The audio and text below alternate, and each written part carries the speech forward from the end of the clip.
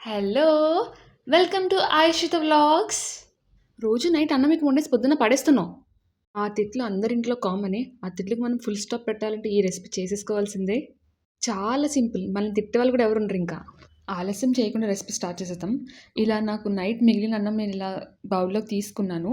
దాన్ని మెత్తగా చేసేసుకుంటున్నాను. ఏమీ గడ్డలు గడ్డల్లా లేకుండా.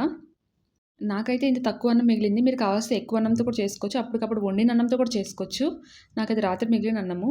ఇప్పుడు దీన్ని నేను మిక్సీ పట్టుకుంటున్నాను డైరెక్ట్‌గా. అలా నొక్కుకొని పట్టుకుంటున్నాను. అంటే గడ్డగడ్డగా అది మెత్తగా అవ్వదు కదా! మిక్సీ అవ్వదు అని చెప్పి మెత్తగా చేసుకునేలా వేసుకుంటున్నాను. ఇప్పుడు ఇందులో కొంచెం వాటర్ వేసుకోవాలి. ఉత్తి అన్నం అయితే పేస్ట్ చాలా గట్టిగా అవుతది. మనకి మెత్తగా అది వడియాలు పెట్టాలి కాబట్టి మనకి లిక్విడ్ ఫామ్‌లో ఉండాలి. అందుకు నీళ్ళు వేశాను. అలానే మరీ ఎక్కువ వేయొద్దు. చూడండి ఇలా చిన్న పిల్లలకి తినిపిస్తారు చూడండి రైస్, సెర్లాక్ అంటారు చూడండి అలా ఉంటది. సేమ్ ఆ కన్సిస్టెన్సీలోకి రావాలి మనకి. నేను ఇందులో ఇంకొంచెం ఉప్పేసుకున్నాను. మిగతాది కూడా ఆడేసుకుంటున్నా. ఇందులో పచ్చిమిరపకాయలు వేసుకున్నాను. ఫస్ట్ నేను పచ్చిమిరపకాయలు వేసుకోలేదు. చూడండి మీకు దానికి దీనికి కలర్ డిఫరెన్స్ వెళ్ళిపోతుంది. అది కొంచెం గ్రీన్ కలర్‌లో ఉంది. ఇప్పుడు ఇందులో యాడ్ చేసేస్తాను. ఈ 2 కలిపేస్తాను. మీకు ఇంకా కావాల్సిన జీలకర్ర అన్నీ కూడా వేసుకొని కొట్టేసుకుంటారు. మిక్సీ చేసుకుంటారు. బట్ నేను అవి సెపరేట్‌గా వేసుకుంటాను. నేను ఓన్లీ పచ్చిమిరపకాయలతో వేసుకున్నా. కొందరు ఎండుమిరపకాయలు కూడా వేసుకుంటారు. ఇక ఇలా వాటర్ పెట్టుకొని స్టీల్ గిన్నెలో ఇప్పుడు నేను జీలకర్ర వేసుకుంటున్నాను ఇందులో. అంటే డైరెక్ట్ ఏస్తే పచ్చి స్మెల్ వస్తేను కాసేపు ఉడకబెట్టుకుంటాను. సగ్గుబియ్యము. ఈ 2 వేసుకొని కొంచెం ఉప్పు వేసుకుంటాను. అందులో ఉప్పు సరిపోకపోతే ఇందులో ఇంకొంచెం ఉప్పు యాడ్ చేసుకుంటాను అనమాట. ఈ 2 వేసుకొని బాగా ఉడకబెట్టుకోవాలి. సగ్గుబియ్యం కొంచెం లేట్ అవుద్ది కదా! మీరు ముందుగా నానబెట్టుకున్నట్టయితే డైరెక్ట్‌గా నానబెట్టుకున్న సగ్గుబియ్యం వేసేసుకోవచ్చు. నేను నానబెట్టలే డైరెక్ట్ వేసాను కాబట్టి కొంచెం ఉడకబెడుతున్నాను. లేదు మేము డైరెక్ట్‌గా వేసుకోమంటే మీరు కూడా ఇలా ఉడకబెట్టుకోండి సగ్గుబియ్యాన్ని. చూడండి నేను ఉప్పు యాడ్ చేసుకున్నా ఇందులో. మీకు చెప్పాను కదా! నాకు తక్కువయింది సాల్ట్ అని చెప్పి నేను ఎక్స్‌ట్రా యాడ్ చేసుకున్నా. మీకు కరెక్ట్‌గా సరిపోతే మీరు అది వేసేసుకోవచ్చు. మీకు కావాల్సింది ఇందులో పెసరపప్పు వేసుకోవచ్చు, సాయి మినపప్పు వేసుకోవచ్చు, నువ్వులు కూడా వేసుకుంటారు కొంతమంది. కాకపోతే ఇలా ఉడికించరు. డైరెక్ట్ అన్నం పేస్ట్ ఉంది కదా! ఆ అన్నం పేస్ట్‌లో వేసేసుకుంటారు. కొందరైతే ఎండుమిరపకాయలు పౌడర్ చేసుకొని పౌడర్ అంటే పౌడర్ కాదు. ఆహ్, ఫ్లేక్స్ అంటారు తెలుసు కదా! ఎండుమిరపకాయలని కచ్చపిచ్చగా చేసేసి అందులో వేసుకుంటారు. ఇంకొందరైతే కారం యేసుకుంటారు. ఇంకొందరైతే అల్లం వెల్లుల్లి పేస్ట్ ఏదన్నా వేసుకోవచ్చు. నా దురదృష్టం చూడండి పొద్దున్న ఎంత వర్షం కొడుతుందో అసలు. నేను కరెక్ట్‌గా వడియాలు పెట్టే టైంకి అదసలు సాయంత్రంలో ఉంది కానీ పొద్దున్న. ఏం చేస్తాం స్టార్ట్ చేసాం కాబట్టి రెసిపీస్ ఇంకా చేసేయాల్సిందే. చూడండి ఇవి ఉడుకుతున్నాయి. ఎక్కువ వాటర్ అనేది వేసుకోకూడదు. తక్కువ వేసుకోవాలి వాటర్. నాకైతే ఒక 15 మినిట్స్ పట్టింది ఉడకడానికి. సగ్గుబియ్యం పెద్దవి కదా! వెంటనే ఉడకలేదు నాకు.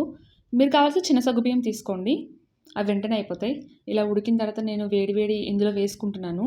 ఇలా కొంచెం కొంచెంగా వేసుకుంటున్నాను. ఆ వాటర్ కూడా వేసేయాలి. వాటర్ అయితే ఏది వంపకూడదు. అన్నీ ఇందులో వేసేసుకొని కలిపేసుకోవాలి బాగా. చూడండి వేడి వేడిగా ఉంది. ఇది ఇందులో వేసుకొని కలుపుకుంటున్నాను నేను. సేమ్ ఇంక మనకి పిండి వడియాలు ఎలా వస్తాయో సేమ్ ఇవి కూడా అలానే వస్తాయి. నేనొకసారి మా వదిన వాళ్ళ ఇంటి దగ్గర వడియాలు వేసానంతే. ఇలా చేసేసిన పిండిని వేశాను. నేనైతే డైరెక్ట్‌గా పెట్టలా. నేను డైరెక్ట్‌గా ఇప్పుడు చేస్తున్నానది. వాళ్ళెలా చేసారో ఆ ప్రాసెస్ అంతా తెలుసుకొని నేనిలా డైరెక్ట్‌గా చేసి చూపిస్తున్నాను మీకు. సో, ఇదంతా ఇలా తీసుకొని ఇందులో బాగా కలిపేసుకోవాలి. మీకు ఈ టైంలో కావాల్సితే మీరు కొత్తిమీర ఉంటది కదా! కొత్తిమీర కూడా తురుముకొని వేసుకోవచ్చు. నేనిదిలా ఎందుకు వదిలేసానంటే, ఆ వేడి వేడిది వేస్తే రైస్ పేస్ట్ అనేది ఆ టేస్ట్‌ని లాక్కుంటదని చెప్పి నేనిలా వదిలేసాను. 1 ఆర్ 2 మినిట్స్ వదిలేయండి మీరు కూడా. ఆ ఫ్లేవర్ అనేది లాక్కుంటాయి. నానబెట్టినట్టు అవుతదది. సో, ఇదంతా కలుపుకోవాలింకా. ఇప్పుడు మనం స్టవ్ మీద ఉడికించినట్టయితే అదంతా ఈక్వల్‌గా ఉడుకుతది. కానీ ఇది స్టవ్ మీద ఉడికించలేదు కదా! ఇది సెపరేట్ అన్నము పేస్ట్ చేసేసుకొని, ఆ ఉడికించింది ఇందులో వేస్తున్నాం కాబట్టి బాగా కలవాలి.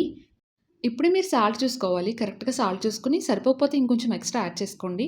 నాకైతే సరిపోయింది కాబట్టి నేను ఇలా కలుపుకొని ఒక పక్కన పెట్టుకున్నాను. జస్ట్ ఒక 2 మినిట్స్ అంతే పక్కన పెట్టుకున్నాను. నేను ఇంతలా ఎందుకు కలుపుతున్నా అంటే వేడి వేడి నీళ్ళేసాం కదా! గమ్మున ఉండలు కట్టే అవకాశం ఉంటది. సో, ఆ ఉండలేమి లేకుండా బాగా కలుపుకోండి. లేకపోతే మరీ మంచిది. ఉంటే గనుక మనకి వడియాలు రావు. సో, ఇలా కలుపుకొని కాసేపు పక్కన పెట్టేసుకొని ఇంక వడియాలు వేసుకోవడం స్టార్ట్ చేద్దాం.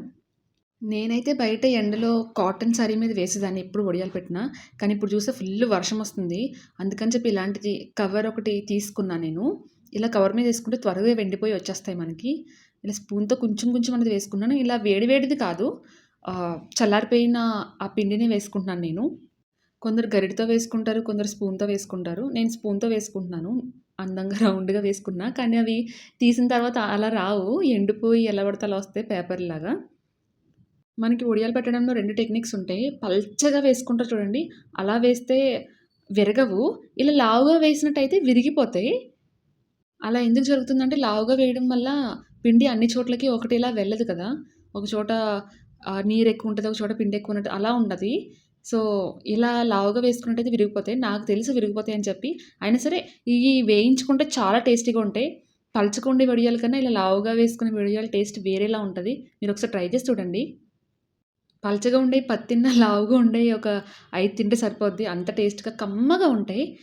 అవైతే సన్నంగా వస్తాయి మనం వేయించుకుంటే ఆయిల్‌లో. ఇవి లావుగా వస్తాయి. దానికి దీనికి ఇదే తేడా.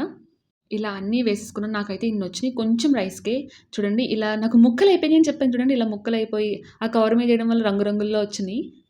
నేను వేయించుకోవడానికి కొన్ని తీసుకున్నా. ఇంకొన్ని ఎక్స్‌ట్రా ఉన్నాయి. నాకైతే 2 డేస్ పట్టింది ఇవి కంప్లీట్‌గా ఎండడానికి. నేను ఇలా స్టవ్ మీద ఆయిల్ పెట్టుకున్నా. ఆయిల్ వేగిన తర్వాత కొన్ని వడియాలేసాను చూడండి పైకెలా వచ్చినియో. చిన్న చిన్నగా వచ్చినియి. అంటే చెప్పాను కదా విరిగిపోతాయని. నాకొకటి గాలి ఉండడం వల్ల బయట పెట్టినప్పుడు బాగా విరిగిపోయినియి. పర్లేదు తినేవి ఏయన్నా పర్లా. అలా ఫస్ట్ వేసాను. ఈ కలర్‌లోకొచ్చినియి.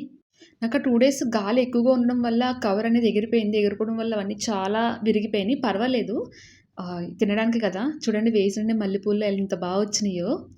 కావాల్సి తెల్లగా తీసుకోవచ్చు. నేను కొంచెం బ్రౌన్ కలర్‌లో వేయించుకున్నాను. నేనైతే అలా వడియాలు వేయించుకొని పక్కన పెట్టుకున్నా. కంపల్సరీ పప్పు, టమాటో వండేసుకుంటాను ఈరోజు. అందులో వేసుకొని తినేస్తాను. మీకు కూడా నైట్ అన్నం మిగిలిపోయినట్టయితే పడేయకుండా, బద్ధకించకుండా ఇలా సింపుల్‌గా వడియాలు పెట్టేసుకోండి. మనకి స్టవ్ దగ్గర పనేం ఉండదు కదా! జస్ట్ అది మిక్సీ పట్టడం, అవి వేసేసుకోవడం అంతే కదా! చూడండి ఎంత బా వచ్చినియో. గల్ గల్ మంటున్నాయి సౌండ్. విరపగానికి కూడా చాలా గట్టిగా ఉన్నాయి. మీరు కూడా తప్పనిసరిగా ట్రై చేసుకోండి. ఇలాంటి మరిన్ని వీడియోస్ కోసం like, share and subscribe. By by.